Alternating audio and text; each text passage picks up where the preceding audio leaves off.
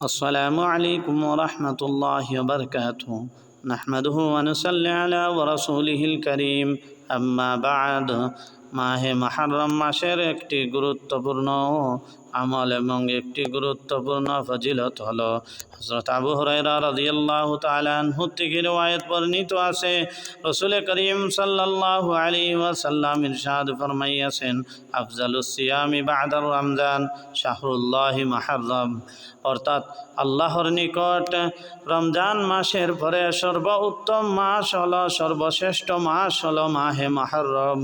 এই মাসের মধ্যে যদি কোনো ব্যক্তি যে কোনো ধরনের ইবাদত করেন, নফল ইবাদত, আল্লাহ পাক রব্বুল আলামিন ওই ব্যক্তিকে অনেক বেশি করে সওয়াব দান করিবেন এবং ওই ব্যক্তি সমস্ত নফল ইবাদত করিয়া যদি আল্লাহর কাছে দোয়া চান, আল্লাহ পাক রব্বুল আলামিন ওই ব্যক্তির দোয়াকে কবুল করবেন।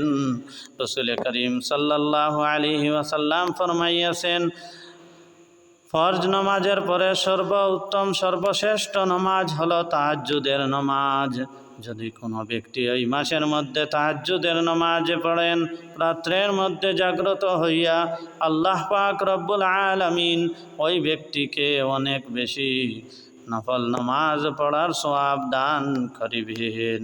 এবং রাসূল করিম সাল্লাল্লাহু আলাইহি ওয়াসাল্লাম ইরশাদ ফরমাইয়াছেন যদি কোনো ব্যক্তি ওই আশুরার মধ্যে 2টি রোজা রাখেন, আল্লাহ পাক রব্বুল আলামিন ওই ব্যক্তির ওই রোজাগুলো 1 বছর ইবাদত করার সওয়াবের সমতুল্য সওয়াব দান করিবেন রোজা রাখার কারণে।